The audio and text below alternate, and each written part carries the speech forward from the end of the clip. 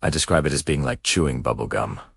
The moment all the flavor is gone, you're left with nothing but a piece of rubber that you keep chewing endlessly. That's what food feels like for me now. My name is Adrian Wellock, and I've completely lost my sense of taste.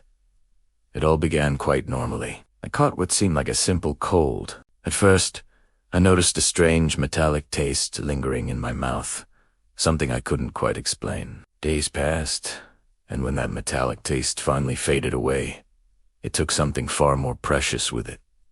My sense of taste. At first, I didn't even realize what was happening. Everything seemed fine because I could still smell perfectly well. I could sense aromas, recognize the scent of coffee, the smell of rain, or freshly baked bread. But none of it had any flavor once it touched my tongue. It took me several weeks to understand the truth. Food had become just texture and temperature. Warm or cold, soft or crunchy, but without any joy or reward. The pleasure of eating had simply vanished. These days, I only eat foods that spend very little time in my mouth. Since there's no point in chewing for flavor, I prefer quick, light meals like rice, salads, or simple vegetables. The things most people look forward to. Chocolate, juicy steaks, or rich desserts don't mean anything to me anymore. To make eating less dull, I've learned to rely on smell and sensation. I add fresh herbs to my meals just to enjoy their aroma. And I use spices because spice isn't something you actually taste, it is something you feel. That little burn, that tingling sensation in the mouth, reminds me that there's still some life in food, even if pre-Medicine tea experience its flavor. Over time, I've developed some rather strange eating habits. People often give me odd looks when they see me sprinkling chilies on my breakfast cereal or covering my food with mustard sauce. But those things bring me the only kind of excitement I can still get from eating. It's been nearly 3 years now, and I'm still searching for answers. Doctors don't know exactly why my sense of taste disappeared, and despite every effort, it hasn't come back. Living without taste has changed the way I see food,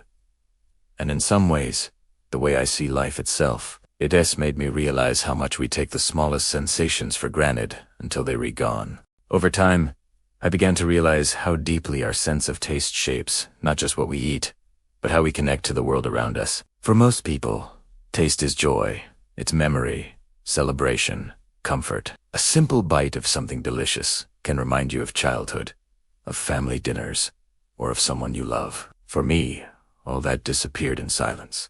I still sit at the same table. I still share meals. But while everyone else is smiling over the food, you feel like I am only pretending to be part of that moment. There are days when it's harder than others. Sometimes I'll make a cup of coffee, smell it, and for a second, I'll trick myself into believing I can taste it again. But as soon as I take a sip, there's nothing, just warmth and bitterness without flavor. It's like my brain remembers what things should taste like, but my body can't bring it to life anymore. That gap between memory and reality is what hurts the most. I've also noticed how losing taste affects your appetite and even your emotions. Eating used to be a reward, something that brightened the day. Now, it feels more like a task, something I do because I have to, not because I want to. I've lost weight without trying, simply because food doesn't motivate me anymore. There's no craving, no excitement.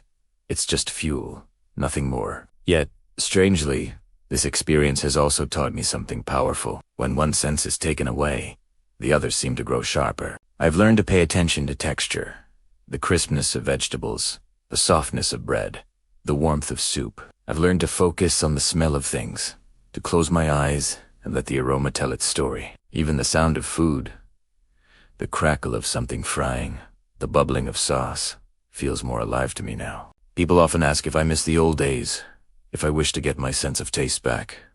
And of course I do. But at the same time, I've found a strange kind of peace in this limitation. Life has forced me to slow down, to notice things others overlook. When I sit at a table now, I'm not just eating, I'm observing, appreciating every little detail that's still left for me to experience. It's been almost 3 years since I lost my taste, and while science still doesn't have an answer, I've made peace with not knowing. Maybe one day it will return, maybe it won't. But either way, I've learned that life is still full of flavor, just not the kind that comes from food. It's in the conversations, the laughter, the air, the people you share a meal with. That's the kind of taste I hold on to now.